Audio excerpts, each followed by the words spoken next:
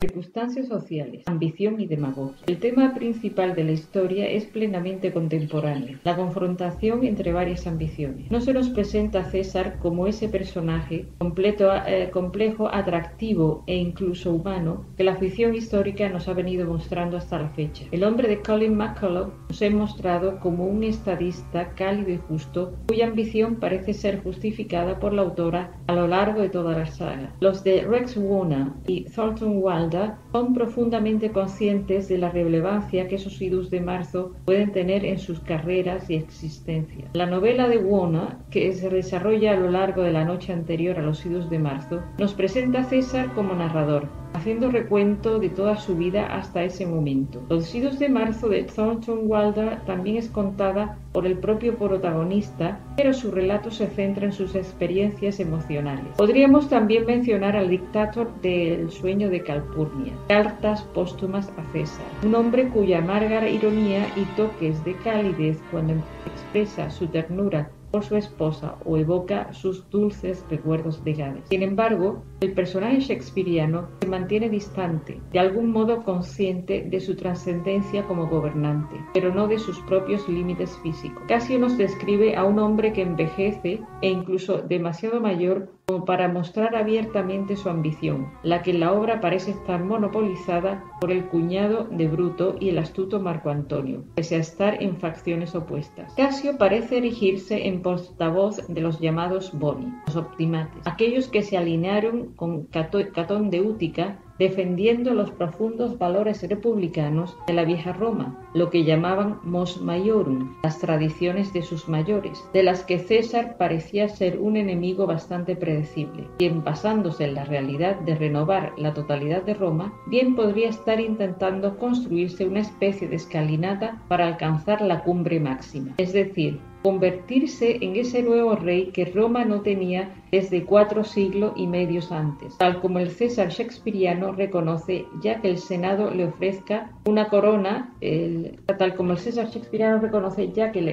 le ofrecerá una corona ese día ominoso, algo que el propio Décimo Bruto, llamado Decio en la obra, menciona claramente. El Senado ha decidido conceder una corona al poderoso César en ese día. Acto segundo, escena segunda. Además, resulta sospechosa la reacción negativa de César hacia los que habían arrancado las cintas que habían sido colocadas a modo de corona en las sienes de las estatuas del mismo César que se erguían en el foro. Quizás Casio también estuviese expresando sus propios principios, pero también tenemos que tener en consideración la opinión de Plutarco, cuando claramente nos dice que era un hombre de temperamento violento y que su odio a César por razones personales era superior al que sentía por la tiranía, basándose en el interés de Roma. La razón de su inquina era que César le habría privado de una pretura con vistas a favorecer a Bruto, pese a que Casio alegase su brillantez y dotes de buen organizador durante las campañas contra los partos. Así pues, intenta enmascarar su sed de venganza,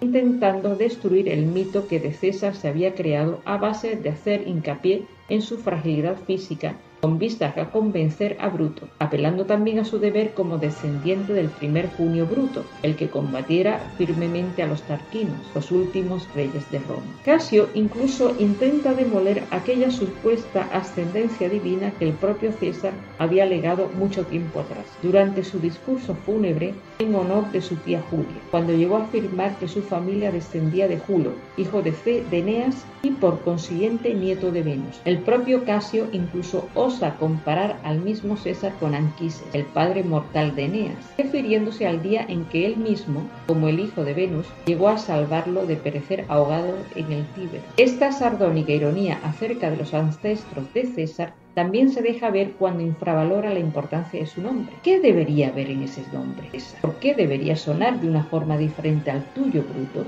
Acto primero, escena segunda. Por el contrario, Bruto no odia a César, sino lo que podría salir a la luz a corto plazo. Aunque es renuente a actuar contra él debido a la generosidad mostrada por el dictador hacia él y a la atención incluso cariñosa que siempre le había dispensado, el hijo de Servilia teme que, una vez coronado, este general, famoso por su clemencia y sentido de la justicia, pueda transformarse en un ser venenoso para Roma, como puntualiza en esa cadena de metáforas que desarrolla en un celebérrimo soliloquio la noche antes de los idus, y en la que identifica esa corona que se le va a otorgar a César con una víbora, desvelándonos también que todos aquellos signos prodigiosos y terribles que han venido ocurriendo durante esos días, tales como el esclavo cuya mano se convierte en antorcha o las fieras salvajes que habían visto correr por el foro, son como una especie de huevo de serpiente que una vez incubado puede desencadenar el desastre para todos. Lo que es más, esa alegoría de la escalera que nos transmiten no es más que la intención que subyace tras ese supuesto rechazo del deseo de coronarlo rey materializado durante las Lupercalias, como si fuese la expresión de la voluntad popular, pese que la decisión de hacerlo senador perpetuo hubiese sido del Senado, un hecho que Marco Antonio manipulará durante su discurso fúnebre ante el cadáver de César. Esa humildad de César que utilizará para movilizar a la masa contra los conspiradores,